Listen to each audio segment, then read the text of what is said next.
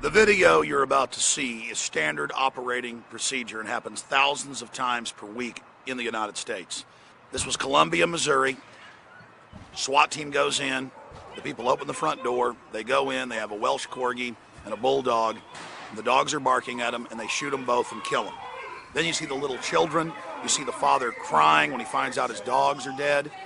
And you look at the looks on the police officer's face when he's crying, and they've got this look of power-tripping enjoyment, and they won't ever respond to him. They won't ever talk to him when he asks questions. So he doesn't respond to them after that when they ask him questions. And they reported that they found 1 gram of marijuana in his marijuana pipe. Ladies and gentlemen, let me explain something here. The drug war was initiated after Prohibition in the 1930s. The trafficking interests controlled by Yale University, Skull and Bones, and others, this is all on record, traveled around the country and got the states and the federal government to pass laws against opium, heroin, cocaine, things like that that were sold at convenience stores. It was sold at every major little pharmacy. And in the old days, convenience stores were mainly pharmacies. They had newspapers and drugs and things. Less people were using marijuana, cocaine, heroin when they were legal. Once they made them illegal, the price went way up. And the reason I raise this issue is no one is safe. The police can bust in your door because some drug addict informant says that they saw marijuana there. And I thought about my French bulldog. What happens with my 35-pound dog and my chihuahua if a SWAT team ever comes to my house? And I don't even smoke marijuana. I do drink some. And my dogs will bark, they will run out, they will jump out of the bed, they sleep with us, and the police will kill them. Years ago, on my local TV show, we did episode after episode of locals who were SWAT teamed where drugs weren't even found, and they would come in and kill a lab that was even chained up in the kitchen. And we went and showed photos of it with its brains blown out and its intestines everywhere, and the cops were laughing in that case, and they fired bullets through the wall that went into the baby crib in one case. And the issue is these police officers have lost their souls. They're getting off on this. Does that mean all police are getting off on it? No. But the issue is the phony drug war gives the Pentagon that's involved in it and the militarized police an excuse to be involved in our daily lives, to knock down our doors, to give them some type of fake jurisdiction. So we're going to play you clips from this video of what they've done, and we'll post the full video shot by the police up in the corner if you want to watch it. Get to the door. Go. Get to the door. Please cover, don't move. Please cover, don't move. Please cover, don't move. Move past him. Move past. Come on, guys. You're fine. So make sure we're stay around. Don't move. You understand? Put your hands behind your back. Do it now. Behind your back. What is happening? Search warrant. Narcotic search warrant. Don't move. Search. Turn around right here. Don't move. Did you shoot my dog? Stand You still. shot my dog! Stand still. Oh my god! My dog is nice!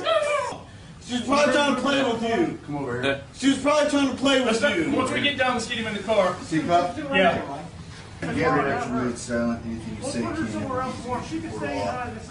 You have the right to talk to a lawyer and have him present with you while you're being questioned. Do you understand? We'll take that as a yes. You are on audio tape, as a matter of fact. That's fine. Okay, come on. I didn't do anything wrong. Right. But this is why I'm doing this video. This is why I'm so outraged. This is the key. It has come out in the last 8 years that the Taliban had cut off almost all opium production in Afghanistan, previously the main site of opium that then produces heroin. And that the U.S. government went in and started helping the Afghans grow the opium again. And of course the CIA got caught in Vietnam on record shipping opium out. They were caught in 1996. Even the CIA Inspector General admitted that most of the cocaine for the crack cocaine epidemic was shipped in. And now in Afghanistan, because Pat Tillman wrote letters home before they killed him saying, look, we're growing the opium, this is wrong, I'm against this war, it's a fraud. Now because all that info's come out and the troops are there being forced to help grow the opium, they've come out in the New York Times and said, yeah, Mohammed Karzai's brother, the president of Afghanistan, is the biggest drug dealer. Yeah, we're letting him grow the opium. Yeah, we're helping him. We've got to do this or Al-Qaeda will get the money. No, you decriminalize it, and then Al-Qaeda, the CIA, they won't have the profit because it's illegal anymore, and it won't have the huge profits involved in it with the black market. But here's the deal. The government ships most of the cocaine in. The only people they bust are those that aren't paying their cut. Okay? The government ships in almost all the heroin. It's more than up 12 times what it was 8.5 years ago when we invaded Afghanistan. Record numbers, over 90% of global opium is coming out of Afghanistan, and they have Geraldo Rivera there with the Marine Corps commander going, I don't like it, but we've got to help them grow it, and you know, we're here letting them do it. The hard part now is governing this province, a province, as you suggest, that has become addicted to opium in many, many ways. That is the principal crop that is being grown here. The Taliban lend the farmers the money. They are indebted to the Taliban. They have to grow the opium. Now the Marines, in their success, are in a sense a victim of their success, because now the population is, you know, they have these opium fields, and we are tolerating it. We are tolerating the cultivation of the opium because we know that if we were to destroy it now, the population would turn against the Marines, and it would be a real security risk. You're watching as this opium is being grown. I know it grinds at your gut. How do you deal with it? What are you doing about it? Well, frankly, this is a part of their culture. So while it might grind in my gut, it's what they do. I fault the politicians for putting the Marines in this position, you know, where we can't eradicate these crops for security reasons. And that's the point. They ship it in to have an excuse to bust down your door and build giant prisons. We have the biggest prison population in the world, and no one is safe. I've seen countless reports of, you know, retired CPAs and people when the SWAT team raids the wrong house and kills them, or old ladies, 90-something years old, and they shoot them and kill them. And then you see the cops laughing about it, you see them enjoying it, you see them on this big power trip. And you also have the police raiding real drug dealers and keeping the money, keeping the drugs, seizing their assets, taking cash out of people's wallets on the highway, letting illegal aliens go that have been caught with $105,000 of drugs just last week in Tennessee. The government runs the narcotics business. And they then put you in their private prisons, making license plates and making furniture to then compete with everybody else that's on the outside. So the prisoners are making 25 cents an hour. That drives down wages just like the illegal aliens do.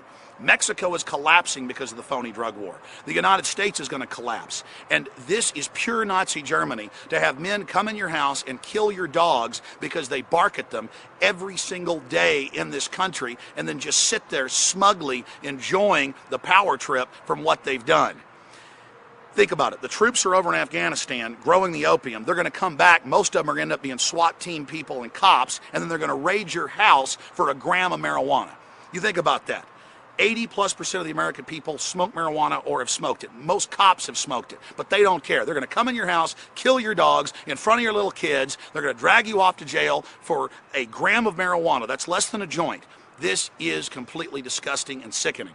So you've seen the video of the kids, the dogs bleeding to death in pain. You've seen the cops with their smug looks of enjoyment whenever the father is crying. And you've seen the newscast where Fox News is explaining to you, we've got to help grow the opium. We've got to let them do this to fight Al-Qaeda. It is a sickening fraud. And look, they were denying this years ago. But now, because it's so out in the open and the troops are writing home and speaking out about why are we growing the opium, they're just hiding it in plain view. We help grow the opium, we let them ship it out, and then if we catch you with it, we're going to kill your dogs and come in your house. And if we catch you with marijuana, we're going to do it, because we're fighting drugs, because drugs are bad. It's all these fake moral people in America who are supporting the drug war like a bunch of ignoramuses who are allowing this giant police state to grow up around them that is going to enslave them and their families. Understand. The troops throwing puppies off cliffs, the troops shooting children, the troops torturing people, they're having their minds warped. And they're coming back to become cops who have that hunger to see that pain and to have that domination and to have that control, going after drugs that were shipped in by the government. But why do they hate marijuana so much? The government doesn't control marijuana. It can be grown anywhere. And that's why they're doing it. That's why they're coming against the American people. This isn't America. This isn't freedom. It is a fraud. Remember that. The government openly ships the drugs in now. They hide it in plain view and admit they're doing it, and they think you're too stupid to put two and two together. In the New York Times and AP and everywhere, the Russians said, let us go in and spray the opium. We're losing 30,000 Russians a year from heroin overdoses. And NATO said, no. We're not going to allow eradication. U.S. troops are now basically farmers. They're helping grow the opium, protecting it, and then it's shipped out of the country. And it's come out that a lot of the big defense contractors and private mercenary groups are busy flying the drugs out. And they're also using rendition CIA aircraft for kidnapped people in the U.S. and worldwide they grab to also fly the drugs in and out. That's like a few years ago, Reuters reported that a CIA aircraft filled with pure cocaine coming from the source crashed in Mexico. And now that's not enough. This big police state's hungry for the American people. They're trying to pass laws where no judge, no jury, no charges. They just put you on a no-fly list. You can't buy guns. Now they've got bills introduced where Lieberman's out there promoting and has a good chance of passing that if they say they think you might be a terrorist, your constitutional rights are stripped, your citizenship is stripped, and you're given to a secret military team and can be tortured.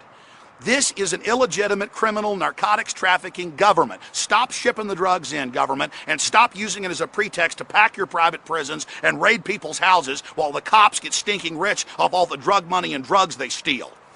Our government is a drug-dealing criminal operation. We have to take it back. We have to decriminalize drugs right now to cut off the drug money to the scumbag banks that launder it. He asks questions, so he doesn't respond to them after that when they ask him questions.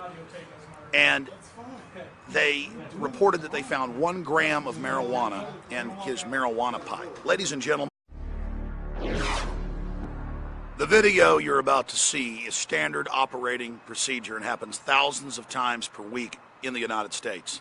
This was Columbia, Missouri, SWAT head, and you look at the looks on the police officer's face when he's crying, and they've got this look of power-tripping enjoyment, and they won't ever respond to him. They won't ever talk to him. Let me explain something here. The drug war was initiated after Prohibition in the 1930s. The trafficking interests controlled by Yale University, Skull and Bones, and others, this is all on record, traveled around. The team goes in, the people open the front door, they go in, they have a Welsh Corgi and a Bulldog. The dogs are barking at them, and they shoot them both and kill them. Then you see the little children. You see the father crying when he finds out his dogs are dead.